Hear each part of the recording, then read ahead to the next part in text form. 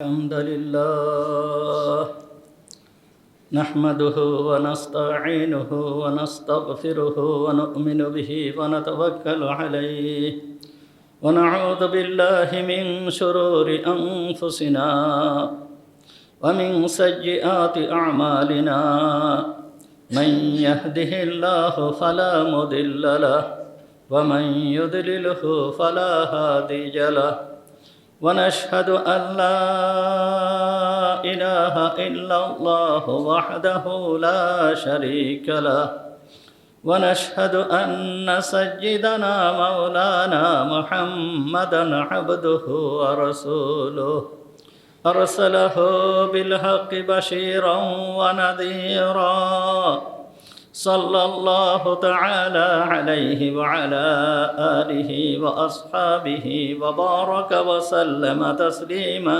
كثيرا أما بعد فأعوذ بالله من الشيطان الرجيم بسم الله الرحمن الرحيم إن أول بيت وضع للناس للذي ببكة مباركا وهدى للعالمين صدق الله العظيم ونحن على ذلك من الشاهدين والشاكرين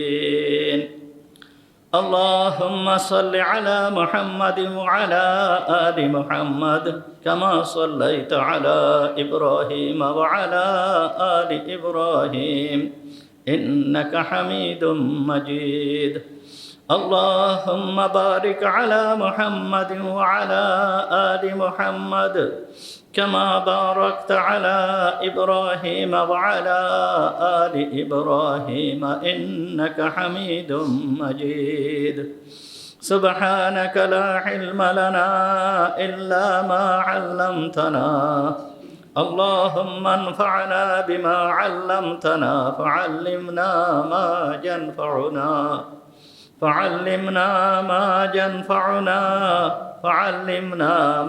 ينفعنا وزدنا علما رب اشرح لي صدري ويسر لي أمري واحلل عقدة من لساني يفقهوا قولي اللهم طهر قلوبنا عن غيرك ونبر قلوبنا بنور معرفتك ربنا تقبل منا إنك أنت السميع العليم وتب علينا إنك أنت التواب الرحيم সমস্ত প্রশংসা সেই মহান রব্বুল আলামিনের জন্য যিনি আমাদেরকে আজকের এই পবিত্র রমজান মাসে জুমার দিনে জুমার নামাজ পড়তে আসার তৌফিক দান করেছেন এই জন্য আমরা সবাই বলি আলহামদুলিল্লাহ। রমজান মাস শুরু হয়েই অতি তাড়াতাড়ি কেমন যেন শেষ হয়ে যাচ্ছে। দেখতে দেখতে আজ 13 রমজান চলে গেল। রমজান মাসের প্রতিটা মুহূর্ত অত্যন্ত দামি, অত্যন্ত মূল্যবান। রমজান মাসের আমরা প্রথম দশক পার করে দ্বিতীয় দশকে আসি, এরপরে রয়েছে তৃতীয় দশক। এই আমাদের তৃতীয় দশকে দুইটা গুরুত্বপূর্ণ বিষয় রয়েছে যা অত্যন্ত গুরুত্বপূর্ণ। একটা হচ্ছে লাইলাতুল কদর আর দ্বিতীয়টা হচ্ছে 10 দিন এতেকাফ।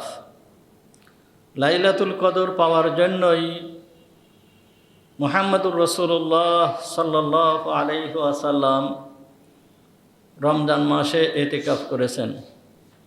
বুখারী শরীফের বর্ণনায় আসছে হুজুর আকরাম সাল্লাল্লাহু আলাইহি ওয়াসাল্লাম প্রথম 10 দিন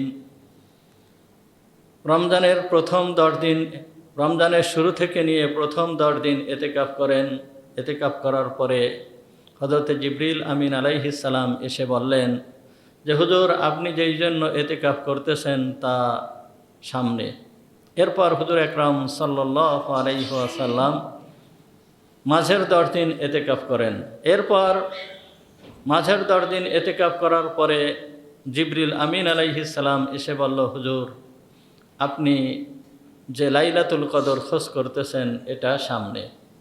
তখন হুজুর আকরাম সাল্লাল্লাহু আলাইহি ওয়াসাল্লাম সাহাবীদেরকে বললেন যে আমি লাইলাতুল কদরের খোঁজে প্রথম 10 দিন এতেকাফ করেছিলাম, দ্বিতীয় 10 দিন এতেকাফ করেছিলাম। এরপরে আমাকে জানানো হয়েছে যে লাইলাতুল কদর শেষের 10 দিন, শেষ 10 দিনের ভিতরে লাইলাতুল কদর রয়েছে। অন্যান্য বর্ণনায় পাওয়া যায় যে লাইলাতুল কদর শেষ সম্পূর্ণ রমজান হতে পারে। আবার কোনো কোনো বর্ণনায় আসছে যে লাইলাতুল কদর সারা বছরও হতে পারে। যাই হোক, অধিকাংশ বর্ণনা যেটা আছে লাইলাতুল কদর রমজানের শেষ 10 দিনেই হওয়ার সম্ভাবনা বেশি। এই জন্য শেষের দশকে লাইলাতুল কদর রয়েছে, আর শেষের দশকে রয়েছে এতেকাফ। তা এতেকাফ কী জন্য করতে হবে? এতেকাফ করার কারণ কি কারণে আমরা মসজিদে এতেকাফ করব? দেখেন, আল্লাহ তাআলা দুনিয়ার সুখ শান্তি সমৃদ্ধি সমস্ত কিছু রয়েছে আল্লাহর কাছে। মুমিনদের জন্য যত সুখ শান্তি সমৃদ্ধি যত যা কিছু আছে সব কিছুই আল্লাহর কাছে। শুধু মুমিনদের জন্য নয়, সমস্ত দুনিয়ার সমস্ত কিছুই আল্লাহর হাতে। তা মুমিনগণ যাতে এই সুখ শান্তি সমৃদ্ধি পেতে পারে, এই জন্য আল্লাহ তাআলা কিছু ওসিলা দিয়ে রাখছেন। এই ওসিলাগুলোর মাধ্যমে এই সুখ শান্তি সমৃদ্ধি এইগুলো প্রাপ্ত হয়। তার ভিতরের একটা জিনিস হচ্ছে যে মসজিদ হচ্ছে সুখ শান্তির মেন কেন্দ্রবিন্দু। যত রহমত এবং বরকত আছে, আল্লাহ তাআলা যেই সমস্ত জিনিসের মাধ্যমে রহমত এবং বরকত নাজিল করেন, তার ভিতরের মসজিদ হচ্ছে একটা অন্যতম বিষয়। এই জন্য মহান রব্বুল আলামিন মানুষ সৃষ্টির আগে, মানুষদেরকে সৃষ্টি করার পূর্বেই মহান রব্বুল আলামিন আদম আলাইহিস সালামকে সৃষ্টি করার 2000 বছর পূর্বে আল্লাহ তাআলা এই বাইতুল্লাহ শরীফকে ফেরেশতাদের দিয়ে নির্মাণ করেছিলেন। কি জন্য বাইতুল্লাহ শরীফ নির্মাণ করেছিল? আল্লাহ তাআলা এই মানুষ যাতে শান্তি পায়। মানুষের গুনাহ হয়ে যাবে, যখন মানুষ গুনার পরিবেশে, এই দুনিয়ায় গুনার পরিবেশে থাকবে, গুনাহ করার কারণে সুখ শান্তি নষ্ট হয়ে যায়। এই গুনার থেকে পরিত্রাণ পাওয়ার জন্য, গুনার থেকে মুক্তি পাওয়ার জন্য তখন আল্লাহ তাআলার ঘর মসজিদ এইখানে যখন আসবে, আল্লাহ তাআলা এই বান্দাদের গুনাহ খাতাকে মাফ করে দেবেন। এই জন্য সর্বপ্রথম মসজিদ, সর্বপ্রথম ঘর মানুষ সৃষ্টির আগে আল্লাহ তাআলা বাইতুল্লাহ শরীফকে নির্মাণ করেছেন। আল্লাহ তাআলা সেই কথাই বলতেছেন, ইন্না আউওয়ালা বাইতিন উযিয়া লিন-নাস লিল্লাযী বিবাক্কাতা মুবারাকান ওয়া হুদাল লিল আলামিন। ইন্না আউওয়ালা বাইতিন, সর্বপ্রথম ঘর, ইন্না আউওয়ালা বাইতিন উযিয়া লিন-নাস, যেই ঘরটা সর্বপ্রথম মানুষের জন্য নির্ধারণ করা হয়েছে, লাল্লাযী বিবাক্কাতা, যেই ঘরটা হচ্ছে বাক্কা নগরীতে অর্থাৎ মক্কা নগরীতে। এই ঘরটাকে সর্বপ্রথম আল্লাহ তাআলা নির্মাণ করেছেন মানুষ সৃষ্টির আগে। কেন? মানুষ এইখানে আসবে, এই ঘরে আসবে, এখানে আসবে, এইখান থেকে শান্তি, এইখান থেকে রহমত, এইখান থেকে বরকত সে নিয়ে ফিরে চলে যাবে। এই জন্য আল্লাহ তাআলা সর্বপ্রথম মানুষ সৃষ্টিরও আগে সর্বপ্রথম ঘর দুনিয়ার ভিতরে, সর্বপ্রথম এই ঘরকেই আল্লাহ তৈরি করেছেন।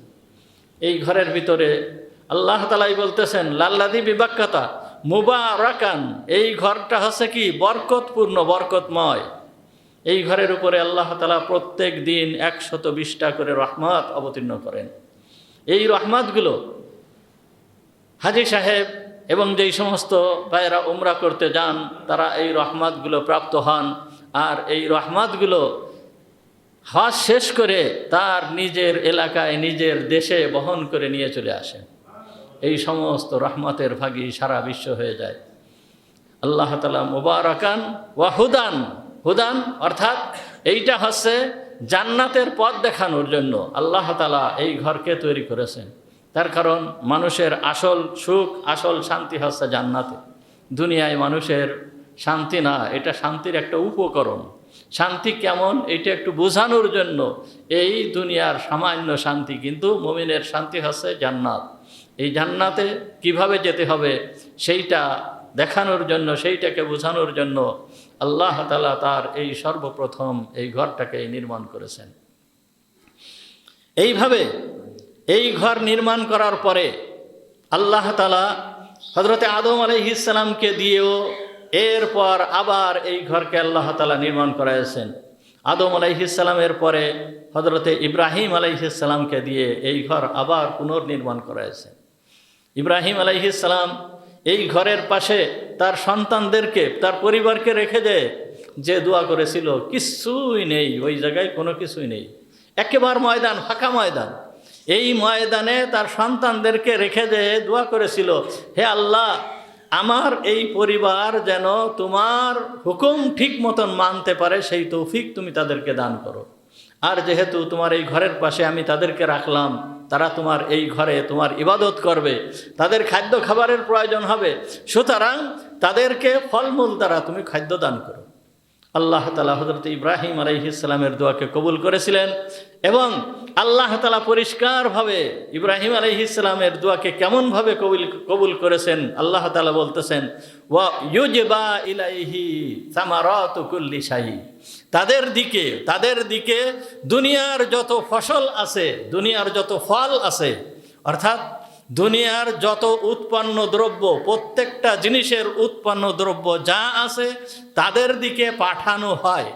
আল্লাহ বলতেছেন তাদের দিকে পাঠায় দেওয়া হয়, তাদেরকে পাঠায় দেওয়া হয়। আল্লাহ এইভাবে করেছেন কেন? মুমিন বান্দার কাজ হচ্ছে আল্লাহর ইবাদত করা।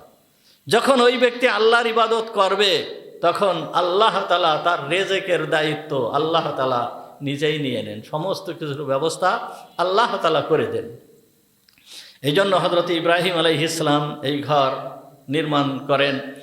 এরপরে মুহাম্মদুর রাসূলুল্লাহ সাল্লাল্লাহু আলাইহি ওয়াসাল্লাম আসছে মক্কায়, ওই ঘরের পাশেই শেষ নবী মুহাম্মদুর রাসূলুল্লাহ সাল্লাল্লাহু আলাইহি ওয়াসাল্লামকে প্রেরণ করেছেন। এরপরে যে হুজুর আকরাম সাল্লাল্লাহু আলাইহি ওয়াসাল্লাম মক্কায় যখন থাকতে পারেন নাই, মক্কা থেকে হিজরত করে মদিনায় চলে গিয়েছেন।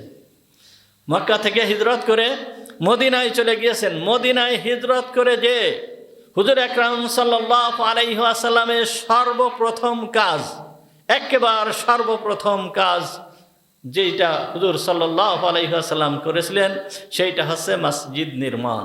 এইটা একেবারে হুজুরের সর্বপ্রথম কাজ। এই মসজিদটা মসজিদে কুবা নামে এখনো ওই কুবা পল্লীতে দাঁড়িয়ে আছে। এই মসজিদটা হুজুর আকরাম সাল্লাল্লাহু আলাইহি ওয়াসাল্লাম মদিনায় ঢোকার পথে কুবা পল্লীতে কয়েকদিন অবস্থান করেন, এইখানে এই মসজিদটা তৈরি করেন। এরপরে ওইখান থেকে যে হুজুর আকরাম সাল্লাল্লাহু আলাইহি ওয়াসাল্লাম সামনে একটু অগ্রসর হয়ে বনু সালেম গোত্রের একটা মসজিদে জুমার নামাজ আদায় করেন। এরপর হুজুর আকরাম সাল্লাল্লাহু আলাইহি ওয়াসাল্লাম মদিনায় পৌঁছান। মদিনায় পৌঁছায় হুজুরের উটনি যেই জায়গায় বসেছিল সর্বপ্রথম এক জায়গায় বসে পড়ল। বসার পরে ওইখান থেকে উটটা আবার উঠলো, উঠার পরে আবার যেয়ে আর এক জায়গায় বসলো। বসার পরে এইটা ছিল দ্বিতীয়বার যেইখানে বসছে, এইটা ছিল হযরত আবু আইয়ুব আনসারী রাদিয়াল্লাহু তাআলা আনহুর বাড়ি। এইখানে বসছে হুজুর আকরাম সাল্লাল্লাহু আলাইহি ওয়াসাল্লাম, ওইখানে নামছে। নামার পরে আবু আইয়ুব আনসারী রাদিয়াল্লাহু তাআলা আনহুর বাড়িতে থাকছে। কিন্তু সর্বপ্রথম যেই জায়গাটায় উট বসেছিল ওই জায়গায় মুহাম্মদুর রাসূলুল্লাহ সাল্লাল্লাহু আলাইহি ওয়াসাল্লাম মসজিদ নির্মাণ করলেন। এই মসজিদের নাম হচ্ছে মসজিদে নববী, অর্থাৎ নবীর মসজিদ। নবীর মসজিদ এইটা হচ্ছে নবীর মসজিদ। হুজুর সাল্লাল্লাহু আলাইহি ওয়াসাল্লাম সর্বপ্রথম এই মসজিদ নির্মাণ করেন। সুতরাং মুসলমানের সুখ, শান্তি, সমৃদ্ধি যত যা কিছু আছে সবই হচ্ছে মসজিদ কেন্দ্রিক। তার কারণ মসজিদ হচ্ছে আল্লাহর ঘর। মসজিদ বাইতুল্লাহ, এটাকে বলা হয়েছে বাইতুল্লাহ, অর্থাৎ আল্লাহর ঘর। এইখানে আল্লাহর ঘর বলতে কি আল্লাহকে এইখানে অবস্থান করেন? না, আল্লাহ সর্বত্র অবস্থান করেন। আল্লাহর অবস্থান করার জন্য কোনো জায়গার প্রয়োজন হয় না। তো বাইতুল্লাহ বলা হয় কেন? এইখানে আসলে আল্লাহকে পাওয়া যাবে, এই জন্য এই ঘরকে বলা হয় কি? বাইতুল্লাহ। দেখেন না মুয়াজ্জিন, আল্লাহ তাআলা সিস্টেম এমন করে দিয়েছেন যে ওই সেই বাইতুল্লাহর শাখা সারা দুনিয়ার ভিতরে সেট করে দিয়েছেন, যে প্রত্যেক বান্দা তো আর বাইতুল্লায় আসতে পারবে না, বাইতুল্লায় আসার সুযোগ হবে না। ওই কাবা শরীফ ওইখানে যাওয়া তো প্রত্যেক বান্দার জন্য সুযোগ হবে না। আল্লাহর কিছু কিছু বান্দারা ওইখানে যেতে পারবে, কিন্তু অধিকাংশ বান্দারা ওইখানে যেতে পারবে না। এই জন্য আল্লাহ তাআলা সমগ্র দুনিয়া ভর মসজিদ তৈরি করে দিয়েছেন, সমস্ত জায়গা মসজিদ তৈরি করে দিয়েছেন। এটা আল্লাহ তাআলার পক্ষ থেকে এই মসজিদগুলো প্রতিষ্ঠিত হয়েছে। কোনো এসে পাওয়া যায় হযরত ইব্রাহিম আলাইহিস সালাম বাইতুল্লাহ শরীফ নির্মাণ করার পরে কিছু পাথর বেঁচে গিয়েছিল, ওই পাথরগুলোকে আল্লাহ তাআলা বিভিন্ন দিকে ছড়াই দিতে বললেন। তো ইব্রাহিম আলাইহিস সালাম ওই পাথরগুলো ছড়িয়ে দিয়েছিল। তো যেই স্থানে একটা পাথর যে পড়েছিল সেই জায়গায় একটা মসজিদ নির্মিত হয়েছে। তাহলে ওই বাইতুল্লাহর শাখা হচ্ছে সমগ্র দুনিয়ার সমস্ত মসজিদ। এই জন্য দেখেন, যেই সময় মুয়াজ্জিন সাহেব, আল্লাহ তাআলা সিস্টেম কেমন করে দিয়েছেন, কত সুন্দর সিস্টেম করে দিয়েছেন। এই মুমিন মুসলমানদের শান্তির জন্য, এই মুমিন মুসলমান যারা শান্তিতে থাকতে পারে, সুখে থাকতে পারে, দুনিয়াটাও যেন তাদের জান্নাতের মতন এই রকম হয়, এই জন্য এই মুসলমানদের জন্য আল্লাহ তাআলা তৈরি করে দিয়েছেন মসজিদ। এই মসজিদে 5 বেলা নামাজের জন্য আজান হয়। 5 বেলা নামাজের জন্য কি হয়? আজান হয়। তা 5 বেলা নামাজের জন্য ডাকা হয়। ডাকার যে শব্দগুলো দেখেন, কি শব্দ! প্রথম শব্দ হচ্ছে কি? আল্লাহু আকবার। এই আল্লাহু আকবার যে বলে, এই শব্দটা মুয়াজ্জিনের শব্দ না, এটা আল্লাহ তাআলার পক্ষ থেকে নির্ধারিত। আজান যেই সময় আজান প্রথম শুরু হয়, ও ঘটনা বলতে গেলে অনেক সময় লাগবে, যাই হোক। তা আল্লাহ আকবার এইটা মুয়াজ্জিনের শব্দ না, এটা কার শব্দ? আল্লাহ তাআলার শব্দ। আল্লাহ তাআলা পরিচয় করায় দিচ্ছেন যে আল্লাহু আকবার অর্থাৎ আল্লাহ সব থেকে বড়। আল্লাহ তাআলা এই কথা বলতেছেন, হে আমার বান্দারা শুনে রাখো, আল্লাহ সব থেকে বড়। এই শব্দটাকে 4 বার বলা লাগে। কয়বার? কি 4 বার বলতে হয় না? আজানের শব্দটা প্রথম কয়বার বলতে হয়? 4 বার বলা লাগে। 4 বার কেন বলতে হয়? 4 বার বলতে হয়, সমগ্র দুনিয়াটা 4টা প্রধান উপাদান দিয়ে তৈরি। সমগ্র দুনিয়ার যত যা কিছু আছে, এমনকি মানুষ পর্যন্ত, আমরা পর্যন্ত, এই 4টা প্রধান উপাদান দিয়ে তৈরি। একটা হচ্ছে মাটি, আর একটা হচ্ছে আগুন, আর একটা হচ্ছে পানি, আর একটা হচ্ছে বাতাস। এই 4টা উপাদান দিয়ে তৈরি। তা অনেক সময় মানুষ মাটিকে অনেক শক্তিশালী মনে করে, মাটির থেকে সমস্ত কিছু উৎপন্ন হয়, এই জন্য মাটির ভিতরে ক্ষমতা আছে, মাটিকে শক্তিশালী মনে করে। অনেক সময় মানুষ আগুনকে শক্তিশালী মনে করে, আগুন একেবারে সব কিছুকে শেষ করে দেয়, আগুনের বড় শক্তি মনে করে। এরপরে বাতাসের বড় শক্তি মনে করে, বাতাস যেই দিক থেকে প্রবাহিত হয়, বাতাস সমস্ত কিছুকে উড়ায় নিয়ে যায়, বাতাসের মোকাবেলা কেউ করতে পারে না, বাতাসকে বড় ক্ষমতাবান মনে করে, শক্তিশালী মনে করে। এরপরে আগুন, পানিকেও শক্তিশালী মনে করে, তার কারণ পৃথিবীর অধিকাংশই পানি। পৃথিবীর 71% পানি আর 29% হচ্ছে স্থল, সুতরাং পানিকে শক্তিশালী মনে করে। তো এই যে 4টে জিনিস, 4টে বড় বড় শক্তিশালী যেই জিনিস আছে, এইগুলোকে তোমরা অন্য সমস্ত কিছু তো দূরের কথা, এই 4টে জিনিসের ভিতরেও যে শক্তি আছে এইটা তোমরা মনে করো না এই 4টে জিনিসের আসল শক্তি, বরঞ্চ এই 4টে জিনিসের ভিতরে যে শক্তি দেখতেছো, এই শক্তি আল্লাহ তাআলার প্রদত্ত শক্তি। আল্লাহই হচ্ছে মূল ক্ষমতাবান, সমস্ত ক্ষমতা কার কাছে? আল্লাহর কাছে। এই জন্য আল্লাহ বলতেছেন আল্লাহু আকবার, আল্লাহ সব থেকে ক্ষমতাবান, আল্লাহ সব থেকে ক্ষমতাবান, সব থেকে বড়, সব থেকে বড়। এই কথা ঘোষণা করায় দিচ্ছেন আল্লাহ তাআলা। যখন বান্দা শুনতেছে যে আল্লাহু আকবার, আল্লাহ সব থেকে বড়, তখন আবার মুয়াজ্জিন ঘোষণা করতেছে আশহাদু আল্লা ইলাহা ইল্লাল্লাহ, এরপরের শব্দ হচ্ছে কি আশহাদু আল্লাহ ইলাহা ইল্লাল্লাহ, অর্থাৎ আল্লাহ বলে দিচ্ছেন যে আল্লাহ ছাড়া আর কোনো কিছুই নাই। হে মুমিন, তোমার জীবনে তুমি একমাত্র আল্লাহকে ধরো, একমাত্র আল্লাহকে ধরো, আল্লাহ ছাড়া তোমার জীবনে আর কোনো কিছুই নাই। আল্লাহকে যদি ধরতে পারো তাহলে তুমি সমস্ত কিছুই পাবে, আর আল্লাহকে যদি ধরতে না পারো তাহলে তুমি কিছুই পাবে না। সদর সাহেবুর রহমাতুল্লাহ আলাই ওনার প্রত্যেকটা বইয়ের শেষ অংশে উনি লিখে গেছেন, তুমি দুনিয়ার সমস্ত কিছু পেয়েছো কিন্তু আল্লাহকে পাও নাই, তুমি কিছুই পাও নাই। আর তুমি দুনিয়ার কিছুই পাও নাই কিন্তু আল্লাহকে পেয়েছো, তুমি সমস্ত কিছুই পেয়েছো। সুতরাং মুমিনের উদ্দেশ্য হচ্ছে আল্লাহ। এই জন্য ঘোষণা করা হয় আশহাদু আল্লা ইলাহা ইল্লাল্লাহ, আল্লাহ ছাড়া কোনো মাবুদ নাই, একমাত্র আল্লাহকেই ধরো। এরপর এই কথা যখন শুনছে, শোনার পরে মুমিনের ভিতরে আগ্রহ বাড়ছে যে তাহলে ওই আল্লাহকে আমি কিভাবে পাবো, আল্লাহকে পেতে হবে কিভাবে। তখন ঘোষণা আসছে যে হে মুমিন, তুমি দেখো আল্লাহকে পেতে হলে কি করতে হবে, আশহাদু আন্না মুহাম্মাদার রাসূলুল্লাহ। তুমি যদি আল্লাহকে পেতে চাও তাহলে মুহাম্মাদের অনুসরণ করো, মুহাম্মাদের ইত্তেবা করো। মুহাম্মদ যে কথা বলেছে তুমি সেই কথা অনুযায়ী চলো, তুমি আল্লাহকে পাবে। এরপরের শব্দ কি বলতেছে, হাইয়া আলাস সালাহ। এ কথা যখন শুনছে মুমিন, যখন এই কথা শুনছে যে হাইয়া আলাস সালাহ, তখন মুমিন আর স্থির থাকতে পারে না, তখন সে দৌড়ায় আসে মসজিদের দিকে। হাইয়া আলাস সালাহ, নামাজের দিকে দৌড়ায় চলে আসে। মুমিন নামাজের দিকে দৌড়ায় চলে আসে। হাইয়া আলাস সালাহ অর্থাৎ নামাজের জন্য আসো। নামাজের জন্য যখন আসে, নামাজের জন্য আসার সময় এরপরের ঘোষণা কি, হাইয়া আলাল ফালাহ। নামাজের জন্য আসতে হবে। নামাজের জন্য কি জন্য আসবা, হাইয়া আলাল ফালাহ, তুমি ফালার জন্য আসো। ফালাহ মানে কল্যাণ, মঙ্গল, মঙ্গলের জন্য আসো। এই ফালাহ শব্দর বাংলায় কোনো অর্থ নাই, বাংলায় এর অর্থ প্রকাশ করা যাবে না। ফালা মানে এমন কামিয়াবি, এমন কামিয়াবি, এমন শান্তি যে এই শান্তির ভিতরে কোনো দুঃখ কষ্ট কোনো কিছুই নাই। এই শান্তিকে বলা হয় ফালা। এটা মুমিনের অর্জন হবে জান্নাতে যেয়ে, জান্নাতে যেয়ে এই পরিপূর্ণ ফালা অর্জন হবে। যাই হোক, বলতেছে কি তুমি মঙ্গলের জন্য আসো। এখন মঙ্গলের জন্য যখন এই বান্দা আসে, আসার সময় যখন সর্বপ্রথম আসে, দেখুন আল্লাহ সিস্টেম কি রাখছে। এই বান্দা যখন আসতেছে, আসার পরে সর্বপ্রথম মসজিদে যখন প্রবেশ করতেছে, প্রবেশ করার সময় সে মসজিদে পা রাখতেছে।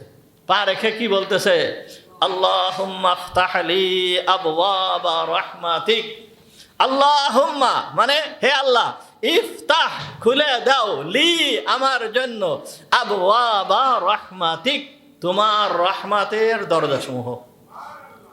এই কথা মুমিন বলতেছে। এইখানে একটা লক্ষণীয় বিষয়, আল্লাহ তাআলা বলতেছে, মুমিন বলতেছে কি, আল্লাহুম্মা আফতাহ লি আবওয়াবা রাহমাতিক, হে আল্লাহ তুমি আমার জন্য তোমার রহমাতের দরজা সমূহকে খুলে দাও। বাবুনের বহুবচন হচ্ছে আবওয়াব, অর্থাৎ দরজা, দরজার বহুবচন আবওয়াব।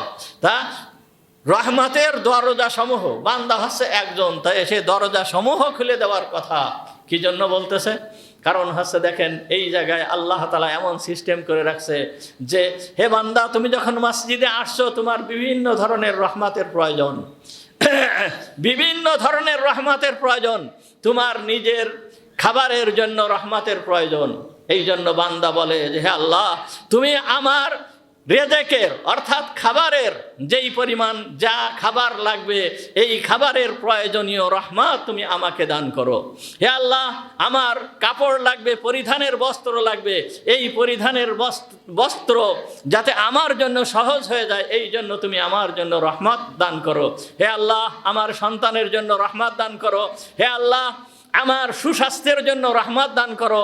হে আল্লাহ আমার যেন বিপদ আপদ না আসে এই জন্য তুমি রহমত দান করো। হে আল্লাহ আমার স্ত্রী পুত্র সন্তানাদি সবার জন্য তুমি রহমত দান করো। হে আল্লাহ আমার ব্যবসা বাণিজ্যের উপর তুমি রহমত দান করো। হে আল্লাহ আমার ক্ষেত খামার সমস্ত কিছুর উপর তুমি রহমত দান করো।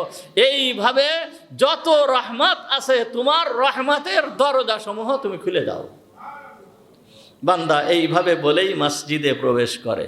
আর এইগুলো কি সব আল্লাহর শেখানো না? কি এগুলো তো সব আল্লাহর শিখানো, সমস্ত কিছুই আল্লাহর শিখানো। তা আল্লাহর শিখানো অনুযায়ী আমি যখন কাজ করতেছি তখন যখনই আমি মসজিদে আসলাম, মসজিদে এসে মসজিদে আসার সঙ্গে সঙ্গে আল্লাহ তাআলার পক্ষ থেকে আল্লাহ তাআলা এই সমস্তগুলোর ব্যবস্থা আল্লাহ তাআলা আমার জন্য করে দেন। এই জন্য দেখবেন যেই সমস্ত আল্লাহর বান্দারা বেশি বেশি আল্লাহর ইবাদত করে, বেশি বেশি করে আল্লাহর জন্য সময় ব্যয় করে, মসজিদে সময় কাটায়, তেলাওয়াতের ভিতরে সময় কাটায়, নামাজের ভিতরে সময় কাটায়, আল্লাহ তাআলা তাদের সব থেকে বেশি শান্তি দান করেন। সব থেকে বেশি শান্তি আল্লাহ তাআলা তাদের দান করেন। এই সুখ শান্তি আল্লাহ তাআলার কাছে, সুখ শান্তি আল্লাহ তাআলার কাছে। মসজিদ এটা হচ্ছে কি শান্তির স্থান, আল্লাহর কাছে চাওয়ার স্থান। এই জন্য আল্লাহ তাআলা সিস্টেম এমন করে রাখছে যে হে আমার বান্দারা, অন্তত রমজানের শেষের 10টা দিন তুমি এতেকাফে বসো, এতেকাফে থাকো, আল্লাহর ঘরে চলে আসো। সমস্ত কিছুকে ছেড়ে দিয়ে তুমি আল্লাহর ঘরে চলে আসো। আল্লাহর ঘরে যখন তুমি আসবে, আসার পরে তোমার যত যা কিছুর দরকার সমস্ত কিছুর ব্যবস্থা আমি করে দেব। আমার ছাত্র জীবনের একটা ঘটনা, আমি যখন এসএসসি পরীক্ষা দেই, এসএসসি পরীক্ষা দেওয়ার সময়, ওই সময়ে পরীক্ষার মাঝে আমার খুব জ্বর হয়ে পড়লো। এমন জ্বর হয়ে পড়লো যে মানে পরীক্ষা দেওয়াই কেমন যেন সম্ভব হচ্ছিল না। পরীক্ষার হলে থাকা অবস্থায় প্রচণ্ড জ্বর হয়ে পড়লো। এখন পরীক্ষা শেষ করছি, পরীক্ষা শেষ করার পরে মোটামুটি একটু আগের থেকেই পরীক্ষা শেষ করে বাইর হয়ে গেছি। বাইর হয়ে যেহেতু ওই ছোটোবেলা থেকে আব্বা, যদিও স্কুলে পড়ছিলাম, স্কুলে পড়াকালীন আব্বা ইসলামের নিয়ম কানুন এইগুলো মোটামুটি ভালোভাবে শিক্ষা দিয়েছিল। সেই অনুযায়ী নামাজ ঠিক মতন আদায় করতাম। যাই হোক, মসজিদের সাথে সম্পর্ক ছিল। মসজিদে আসলাম, মসজিদে ঢুকে আল্লাহর কাছে এই নিয়ত করতেছি যে হে আল্লাহ, তখন ছোট মানুষ, আমি ছোট, কিন্তু আমি এসএসসি পরীক্ষা দিছি মাত্র 14 বছর কয় মাস বয়স যেন ওই সময়। ওই সময়ে মসজিদে প্রবেশ করতেছি আর আল্লাহর কাছে বলতেছি, আল্লাহ আমি তোমার ঘরে আসলাম, তোমার ঘরে আসছি, হে আল্লাহ তুমি আমাকে সুস্থ করে দাও, আমি যেন পরীক্ষাগুলো সুন্দরভাবে দিতে পারি। এই বলে মসজিদে প্রবেশ করছি। মসজিদে প্রবেশ করে একটু শুয়ে পড়ছি। এখনও জোহরের আজান হয় নাই, জোহরের আজান হয় নাই, সামান্য একটু শুয়ে পড়ছি। শুয়ে পড়ার পরে সামান্য হালকা একটু ঘুমও এসে গেছে। ঘুম আসার পরে আজানের শব্দ কানে আসছে। যখন আজান শুনছি, আজান শোনার সঙ্গে সঙ্গেই আমি উঠে গেছি। আজান শোনার সঙ্গে সঙ্গে উঠে গেছি। এত জ্বর শরীরে, দেখে আমার শরীরে কোনো জ্বর নাই, একেবারে পরিপূর্ণ সুস্থ হয়ে গেছি, একেবারে পরিপূর্ণ সুস্থ হয়ে গেছি। আল্লাহর ঘর মসজিদ, এইখানে যারা আসে আল্লাহ তাআলা তাদের সঙ্গে এইরকম ধরনের ব্যবস্থা করেন, এইরকম ধরনের ব্যবস্থা করেন। খলিফা হারুন আর রশিদ, এই খলিফা হারুন আর রশিদের কাছে, হারুন আর রশিদ কাবা শরীফের পাশে দাঁড়িয়ে, তওয়াফের যেই মাতাপের ওইখানে দাঁড়িয়ে আল্লাহর দরবারে এমনভাবে ক্রন্দন করতেছে যে কেমন যেন বাচ্চা ছেলেপেলে যেই রকম ক্রন্দন করে সেইভাবে ক্রন্দন করতেছে। হে আল্লাহ তুমি আমার গুনাহ খাতা মাফ করে দাও, হে আল্লাহ তুমি আমার জীবনে সুখ শান্তি দান করো, হে আল্লাহ তুমি আমার দেশে সুখ শান্তি দান করো। হারুন আর রশিদ বড় প্রতাপশালী খলিফা ছিলেন, যিনি অর্ধজাহানের শাসক ছিলেন। 3টা মহাদেশ, উনি 3টা মহাদেশের শাসক ছিলেন। এশিয়া, ইউরোপ, আফ্রিকা, এই 3টা মহাদেশের শাসন কার্য পরিচালনা করেছেন খলিফা হারুন আর রশিদ। এত বড় বাদশাহ, এই বাদশাহ আল্লাহর ওইখানে এমনভাবে ক্রন্দন করতেছে কেমন যেন বাচ্চা ছেলের মতন ক্রন্দন করতেছে।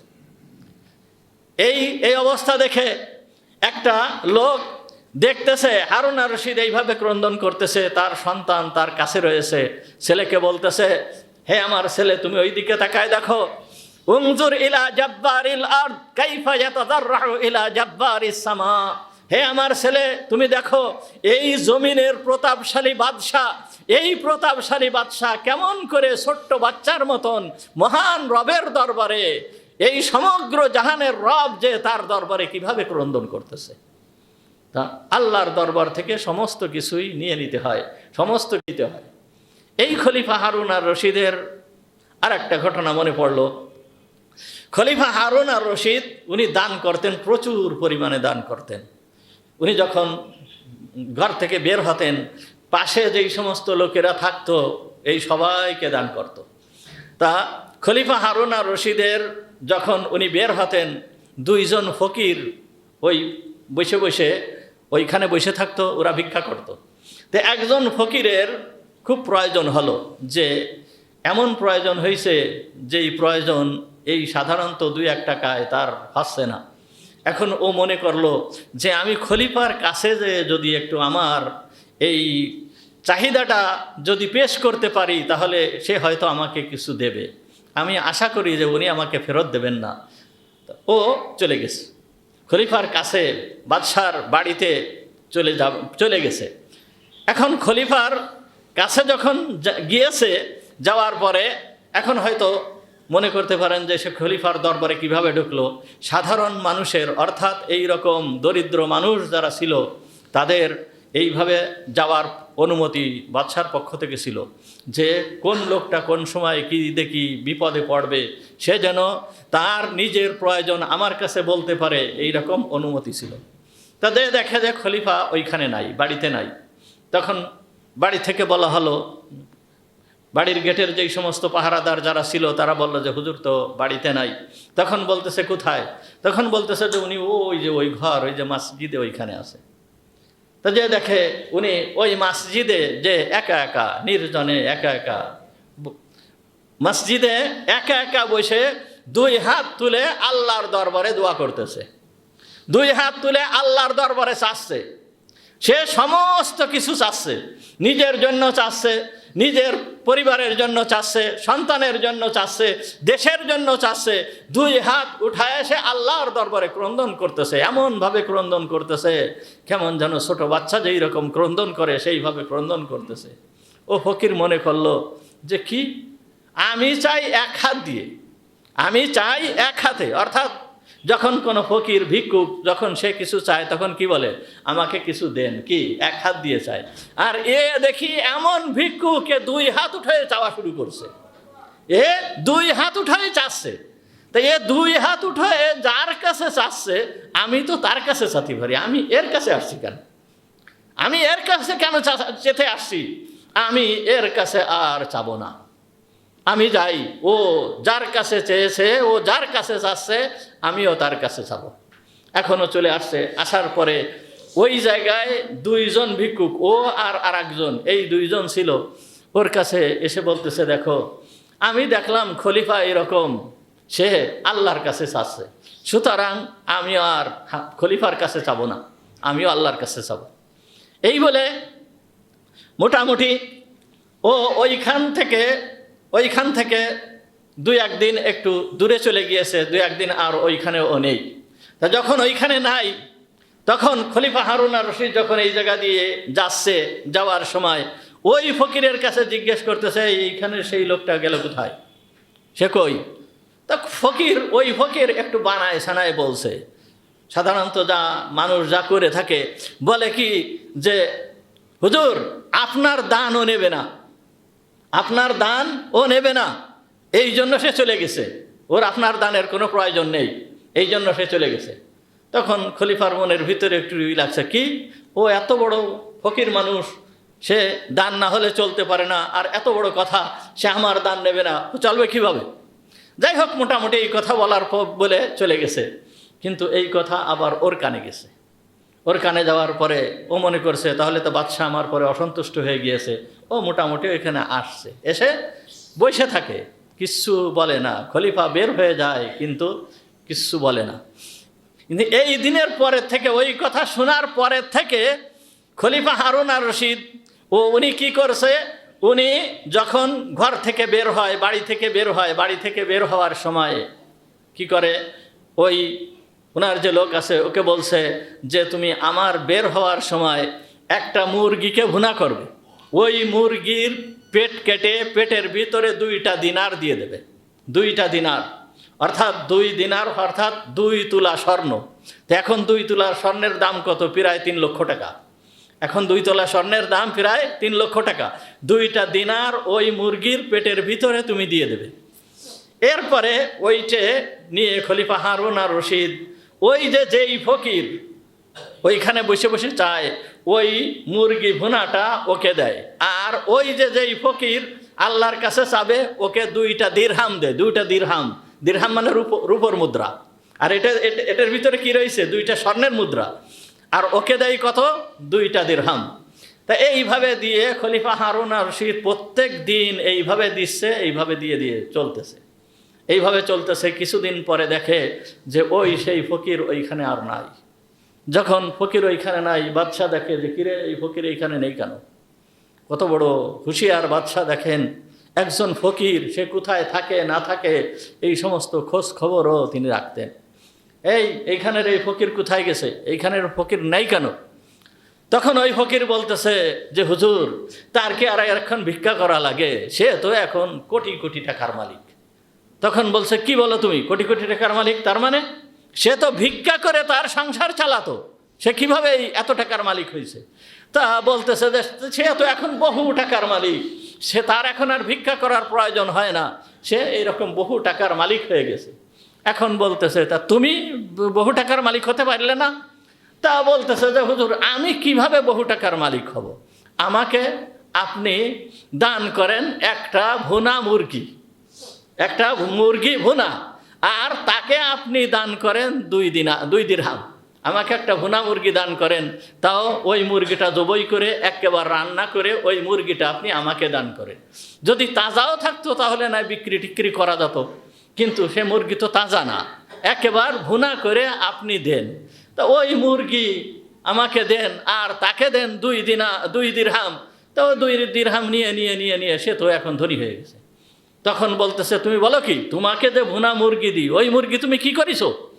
তখন বলতেছে, আমার পাশে যে ফকিরটা থাকে ও একটু বুদ্ধি শুদ্ধি কম, তা ওকে আমি বুঝাইছি যে দেখো, তুমি বাড়িতে যাবা, রান্না করবা, আবার তো কত ঝামেলা হবে, ওই ঝামেলা না করে তুমি আমার কাছ থেকে আমার এই মুরগিটা তুমি কিনে নিবা। তোমাকে যে 2 দিরহাম দেই, ওই 2 দিরহাম দিয়ে তুমি আমার এই মুরগিটা নিয়ে তুমি ভালোভাবে খেতে পারবা, আর ওই 2 দিরহাম তুমি আমাকে দিয়ে দিবা। আমি সেইভাবে ওর কাছে মুরগিটা দিয়ে বিক্রি করে দিছি। তা এই সময় দেখেন, এই জায়গায় বাদশাহ হারুন আর রশিদ চেয়েছে কি, এই যে ফকির আছে, যেই ফকির এর কাছে হারুন আর রশিদের কাছে চায় তাকে ধনী করার জন্য, কিন্তু ওই ফকির যে আল্লাহর কাছে চেয়েছে, আল্লাহ চেয়েছে ওকে ধনী করার জন্য। আল্লাহ ওকে কোন পদ্ধতিতে কিভাবে ধনী বানায় দিয়েছে। সুতরাং যেই ব্যক্তি আল্লাহর কাছে চায়, আল্লাহ তাকে মাহরুম করেন না। সুতরাং মমিনের দৌড় কোথায়? মসজিদ। মমিনের দৌড় হচ্ছে মসজিদ। মমিন কোথায় থাকবে? সে বিপদে পড়ুক বা যে কোনো সমস্যায় পড়ুক, সে দৌড়ায় চলে আসবে মসজিদে। মসজিদে এসে সে আল্লাহর দরবারে প্রার্থনা করবে, আল্লাহ তাআলা তার সমস্ত কিছুর ব্যবস্থা করে দেবেন, সমস্ত কিছুর ব্যবস্থা করে দেবেন। মমিন সবসময় কোথায় থাকবে? মসজিদেই তার সম্পর্ক থাকবে। কিন্তু দেখা যায় যে অনেক সময় আমরা মসজিদে আমরা আল্লাহর কাছে দোয়া করি, আল্লাহর কাছে দোয়া করতে থাকি, কিন্তু দোয়া করে আমরা ব্যস্ত হয়ে যাই, কোনো কিছু পাই না, এই জন্য ব্যস্ত হয়ে যায়, তখন নিরাশ হয়ে যায়। কিন্তু এইরকম নিরাশ হওয়া যাবে না, এইরকম নিরাশ হওয়া যাবে না। দেখেন ঘটনা আসছে যে মালিক ইবনে দিনার, ইনার সময়ে 2 জন মাজুসি অর্থাৎ অগ্নিপূজক ছিল। 2 জন অগ্নিপূজক, 2 ভাই। একজন অগ্নিপূজা করছে 30 বছর ধরে, আর একজন অগ্নিপূজা করতেছে 20 বছর ধরে। একজন বড় আর একজন ছোট। তা ছোট ভাই বড় ভাইকে বলতেছে, ভাই এই আগুনের পূজা তো আমরা এত দিন ধরে করলাম, তা দেখি এই আগুন আমাদেরকে পুড়ায় কি পুড়ায় না, আমরা একটু পরীক্ষা করে দেখি। এত দিন ধরে আমরা আগুনের পূজা করতেছি, আমরা একটু দেখি। তখন বলতেছে, তা কীভাবে দেখবা? তখন আগুনের ভিতরে হাত ঢুকায় দেখি আগুন পুড়ায় কিনা। তখন বড় ভাই বলছে, না আমিও হাত ঢুকাতে পারবো না। তখন বলছে, তুমি তো আমার থেকে বেশি পূজা করতেছো, তা তুমি হাত ঢুকাতে পারবা না কেন? তখন বলতেছে যে না, আমিও পারবো না। তখন ছোট ভাই ইচ্ছা করে আগুনের ভিতরে হাত ঢুকায় দিছে। আগুনের ভিতরে হাত ঢুকায় দিলে কি আগুন পুড়াবে না পুড়াবে? পুড়াবে না পুড়াবে না? অবশ্যই পুড়াবে, অবশ্যই পুড়াবে। আগুন, ওর হাত পুড়ে গেছে, হাত বের করে নিয়ে গেছে, ভাই আমি এই আগুনের পূজা আর করব না। যার জন্য 20টা বছর সময় কাটিয়ে দিলাম, সে আজকে আমাকে পুড়াতে দ্বিধাবোধ করলো না, সুতরাং আমি এই আগুনের পূজা আর করব না। তখন ওইখান থেকে বের হয়ে যে মালিক বিন দিনার রহমাতুল্লাহি আলাইহির কাছে যে বলছে, হুজুর আমি ইসলাম গ্রহণ করব। সে ইসলাম গ্রহণ করে ফেলছে। ইসলাম গ্রহণ করে ওইখান থেকে মালিক বিন দিনারকে বলতেছে, হুজুর আমি এই জায়গায় থাকবো না, তার কারণ আমার লোকজন তো, আমার যেই সমস্ত আত্মীয় স্বজন যারা আছে সব তো এখানে আছে, সুতরাং তারা আমাকে মেনে নেবে না। ওইখান থেকে ও দূরে একটা দেশে চলে গেছে, তার পরিবার সহ ইসলাম গ্রহণ করে দূরে একটা দেশে চলে গিয়েছে, এমন এক জায়গায় চলে গিয়েছে যাতে ওকে কেউ চেনে না। এইরকম এক জায়গায় যে সেই জায়গায় যে সর্বপ্রথম যাওয়ার পরে সে কাজ করার জন্য বের হয়েছে, জন দেওয়ার জন্য বের হয়েছে। তো জন দেওয়ার জন্য সাধারণত হাটে যায়, হাটে যেয়ে বসে থাকে, বিভিন্ন লোকেরা জন নিয়ে যায়, কিন্তু ও যে বসে আছে ওই ব্যক্তিকে কেউ নেয় নাই, কেউ নেয় নাই। এরপরে যখন সময় শেষ হয়ে গেছে, ও কি করবে? ও এইবার মসজিদে চলে আসছে। মসজিদে এসে আল্লাহর দরবারে কান্নাকাটি শুরু করে দিয়েছে, হে আল্লাহ, আমার দিনকে পরিত্যাগ করে তোমার ধর্মে আমি চলে আসছি। হে আল্লাহ, তুমি আমার খাদ্য খাবারের ব্যবস্থা করো, তুমি আমার সমস্ত কিছুর ব্যবস্থা করো। সারাদিন আল্লাহর দরবারে কান্নাকাটি করছে। রাত্রেবেলায় বাড়িতে ফিরে চলে গিয়েছে। তখন বাড়ির ছেলে মেয়ে সবাই ক্ষুধার্ত, কান্নাকাটি করতেছে, এই সারা দিন কিছুই খায় না। তখন বলতেছে, কই কোনো কিছু তুমি ব্যবস্থা করতে পারো নাই? তখন বলতেছে যে না, যে মালিকের কাজ করেছি আজকে কিছু দেয় নাই। এই বলে ওই দিন চলে গেল। এরপরে দ্বিতীয় দিন যখন আসছে, আবার ও বাজারে আসছে। যখন বাজারে আসছে ওইভাবে বসে আছে, কিন্তু আজকেও কোনো কাজ পায় নাই। কাজ না পেয়ে আবারও মসজিদে আসছে। মসজিদে আসার পরে আল্লাহর দরবারে কান্নাকাটি করতেছে। কান্নাকাটি করতে করতে এক পর্যায়ে যখন রাত হয়ে গেছে, আবার বাড়িতে চলে গেছে। বাড়িতে যাওয়ার পরে স্ত্রী বলতেছে, কই কোনো কিছু তো আনোনি, এই ছেলে মেয়েদেরকে আমি কি খাওয়াবো? তখন বলতেছে, দেখো আজকে মালিক আজকেও কিছু দেয় নাই, বলছে এই 2 দিনের তা আগামী দিন একসাথে দেব, এই 2 দিনের তা আগামী দিন একসাথে দেব, এই কথা বলছে। বলার পরে এরপরে যায় তৃতীয় দিন আবার ওই ব্যক্তি গিয়েছে, কিন্তু কোনো কাজ পায় নাই। তৃতীয় দিন মসজিদে বসে পড়ে কান্নাকাটি করতেছে, এমনভাবে কান্নাকাটি করতেছে, এদিকে ক্ষুধা, কোনো কিছুই খেতে পারতেছে না। ছেলেরা কাঁদতেছে, মেয়েরা কাঁদতেছে। দেখেন, একটু ধৈর্য না ধারণ করলে কি হয়, 3 দিন পর্যন্ত না খেয়ে মসজিদে আসতেছে, কান্নাকাটি করতেছে, আল্লাহর দরবারে কান্নাকাটি করতেছে। এরপরে যায় তৃতীয় দিন, ও যখন রাত্রেবেলায় মসজিদ থেকে বের হয়েছে, মসজিদ থেকে বের হওয়ার পরে ও মনে করতেছে যে কি, আমার তো কোনো খাবার নেই, কোনো খাবার টাবার তো আমি নিয়ে যেতে পারতেছি না, তা আমি অন্তত পরিবারকে কি বলে সান্ত্বনা দেব? এই বলে ওর কাছে যে গামছা ছিল বা যে তোয়ালে যা ছিল, ওতে কিছু মাটি ভরে নিয়ে ও কাঁধে করে নিয়ে বাড়ির দিকে রওনা হয়েছে। অন্তত এইটা দেখে তো একটু সান্ত্বনা পাবে যে কিছু একটা নিয়ে আসতেছে। ওই মাটি ভরে নিয়ে ও রওনা হয়েছে বাড়ির দিকে। যখন মাটি ভরে নিয়ে রওনা হয়েছে, এদিকে দেখে বাড়ির দিক থেকে খাবারের ঘ্রাণ বাহির হচ্ছে। তখন মনে করলো যে কি ব্যাপার, বাড়ির দিক থেকে খাবারের ঘ্রাণ আসতেছে কোথার থেকে, কি করে খাবারের ঘ্রাণ আসতেছে? তখন মনে করলো কি কেউ কি খাবার টাবার দিয়ে গেল নাকি। ও ওই গামছাটাকে ওইখানে ফেলে রেখে সামনের দিকে অগ্রসর হচ্ছে।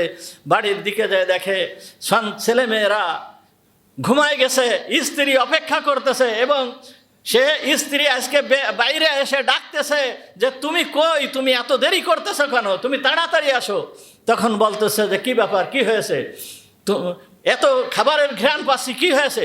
তখন বলতেছে, কেন তোমার মালিক ওই যে টাকা পাঠিয়ে দিয়েছে। তখন বলতেছে যে কে টাকা দিয়ে গেল?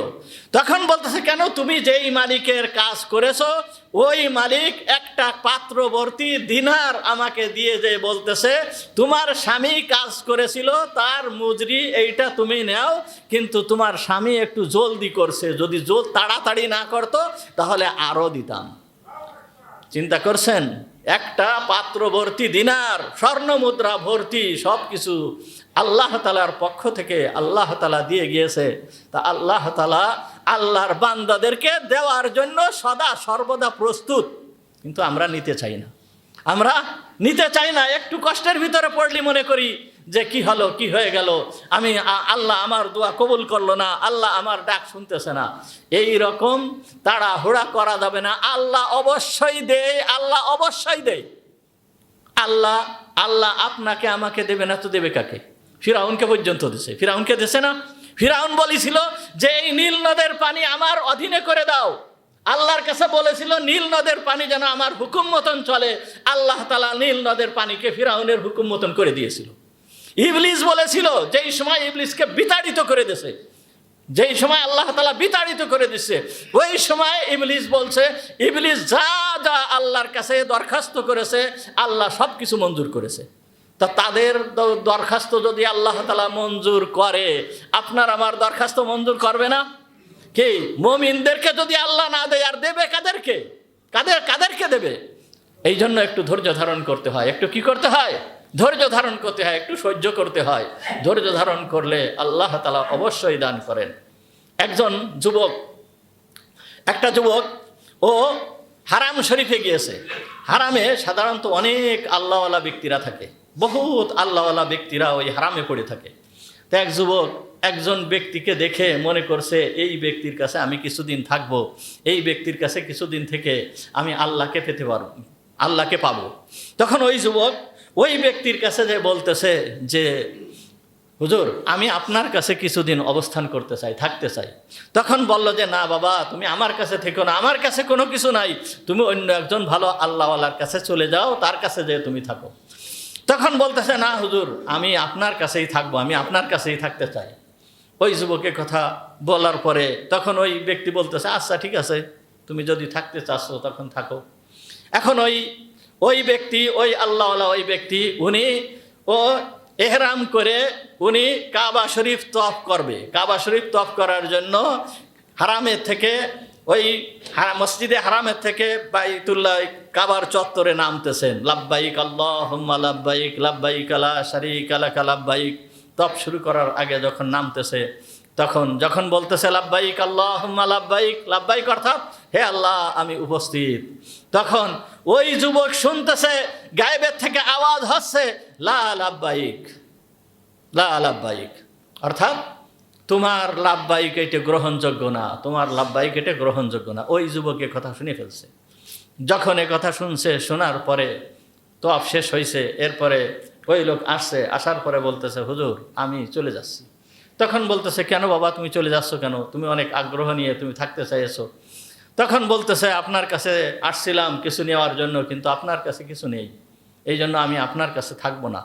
তখন বলতেছে তুমি কি কারণে, কোন কারণে তুমি এইখান থেকে চলে যাচ্ছ, সেই কারণটা তো আমাকে একটু বলে দেবা। আমার কাছে কিছু নেই, তুমি এটা তো আগে তো আমি বলছিলাম যে আমার কাছে কোনো কিছু নেই, তা তুমি তারপরে থাকলে, এরপরে তুমি আবার এখন বলতেছো আপনার কাছে কিছু নেই, তা কি কারণে তুমি চলে যাচ্ছ আমাকে একটু বলো না। তখন বলতেছে হুজুর আপনি যখন লাব্বাইক বলতেছিলেন তখন আমি শুনতে পেলাম আপনার লাব্বাইকের উত্তরে বলা হচ্ছে লা লাব্বাইক। তখন ওই যুবক চোখ দিয়ে পানি ছেড়ে দিয়েছে, পানি ছেড়ে দিয়ে বলতেছে যে বাবা তাহলে এই কথা তুমি শুনে ফেলছো, আমি তো এই কথা 40 বছর ধরে শুনতেছি, 40 বছর ধরে শুনতেছি। আমি যখনই লাব্বাইক বলি তখন উত্তর আসে লা লাব্বাইক, যখনই লাব্বাইক বলি তখন উত্তর আসে লা লাব্বাইক। হে যুবক তুমি তো আমার কাছ থেকে চলে যেতে পারো, যে কোনো জায়গায় তুমি যেতে পারো, আমার কাছে ছেড়ে অন্য একজনের কাছে তুমি যেতে পারো, কিন্তু আমার তো আর যাওয়ার কোনো জায়গা নাই। আমি কোথায় যাব? আমি তো তার দরবারেই আমার পড়ে থাকতে হবে। যদি তিনি কবুল নাও করেন তবু তো তার দরবার ছেড়ে আমার তো আর যাওয়ার কোনো জায়গা নাই। এই কথা যখন ওই লোকটা যখন এই কথা বলছে, মনের কাকুতি এবং এমনভাবে বলছে যে তার এই মনের এই সমস্ত বেদনাগুলো চোখের পানি আকারে যখন পড়তেছে, আল্লাহর দরবারে তখন রহমতের জোশ শুরু হয়ে গিয়েছে। আল্লাহর পক্ষ থেকে বলা হয়েছে যে তোমার গত জীবনের যত আমল করেছো সমস্ত আমল আমি কবুল করে নিলাম। তো আল্লাহ তাআলা আপনাকে আমাকে দেওয়ার জন্য আল্লাহ তাআলা প্রস্তুত। একটু কষ্ট করতে হয়। এই জন্য শেষের 10 দিন এতেকাফ আল্লাহ তাআলা রাখছেন। এই 10 দিন অর্থাৎ আল্লাহর বান্দারা যেন আল্লাহর জন্য একেবারে ফ্রি হয়ে এই মসজিদে চলে আসে। এই জন্য 10 দিন হচ্ছে এতেকাফ করা সুন্নাতে মুআক্কাদা। 10 দিন এতেকাফ করা কি সুন্নাতে মুআক্কাদা। 10 দিন এতেকাফ করা সুন্নাতে মুআক্কাদা। এই সুন্নাতে মুআক্কাদা, এই এতেকাফের বহুত সব বলে শেষ করা যাবে না। যত প্রকারের নেকি আছে সমস্ত প্রকারের নেকি যেই ব্যক্তি এতেকাফ করে এই ব্যক্তিকে দেওয়া হয় এবং আল্লাহ তাআলা সুখ শান্তি তো দেন। এই 10 দিন এতেকাফ এটা হচ্ছে কি সুন্নাতে মুআক্কাদা, অর্থাৎ 10 দিন এতেকাফ করতে হবে। 10 দিন ছাড়া এই রমজানের ভিতরে 10 দিন ছাড়া নফল এতেকাফ যে কোনো ব্যক্তি করতে পারে। 1 দিনের এতেকাফ করতে পারে, 1 ঘন্টার এতেকাফ করতে পারে, 2 দিনের এতেকাফ করতে পারে, 3 দিনের এতেকাফ করতে পারে, 4 দিনের এতেকাফ করতে পারে। যেই ব্যক্তি যতটুক সম্ভব ততটুকু এতেকাফ করতে পারে। ধরেন এক ব্যক্তি এতেকাফ করতেছে, সে রাত্রেবেলার জন্য এতেকাফ করতেছে, সে সন্ধ্যার সময় আসে, কাজ করে, গরিব মানুষ, হয়তো দেখা গেল কি যে সে সন্ধ্যার সময় বাড়িতে আসে। এমনকি এই রমজানটা এইভাবে কাটানোই উচিত যে প্রত্যেকটা মানুষ প্রয়োজন শেষ হওয়ার সঙ্গে সঙ্গে যেন মসজিদে চলে আসে। রমজান তো এই জন্য মসজিদে আসার জন্য, আল্লাহ তাআলা সুখ শান্তি দেওয়ার জন্য আল্লাহর এই ঘরকে তৈরি করে রাখছেন। এই জন্য রমজান মাসে অতি তাড়াতাড়ি সমস্ত কাজ শেষ করেই মসজিদে চলে আসতে হয়। মসজিদে এসে আল্লাহর দরবারে নিজের সমস্ত কিছু ব্যক্ত করতে হয়। আল্লাহর ঘরে আসলে কিছু না হলেও আল্লাহ তাআলা, আমি মুখ দিয়ে কিছু না বললেও আল্লাহ তাআলার অগণিত রহমত আমার উপরে বর্ষিত হয়। এই জন্য সারাটা সময় অন্তত মসজিদে কাটানো, যারা ফ্রি থাকেন, কাজ কাম নেই, এরা যদি 10 দিন এতেকাফ করেন, একটা বছর এই 10 দিন এতেকাফ করে দেখেন কি অবস্থা হয়, মনের ভিতরে কি অবস্থা হয়, কোন অবস্থা সৃষ্টি হয়। এই মাত্র 10 দিন আল্লাহর ঘরে এতেকাফ করে দেখেন। আর যাদের সময় করতে পারেন না, তারা অন্তত যেই সময় একটু ফ্রি হন, যেই সময় একটু সময় হয়, মসজিদে চলে আসেন। রমজানটা এইভাবে কাটানোর চেষ্টা করেন। এইভাবে কাটানোর জন্যই আল্লাহ তাআলা আমাদের উপকারের জন্য এই রমজান মাস দিয়েছে। সুতরাং এই রমজানকে আমরা এইভাবে পালন করার চেষ্টা করি। ওয়া আখিরু দাওয়ানা আলহামদুলিল্লাহি রাব্বিল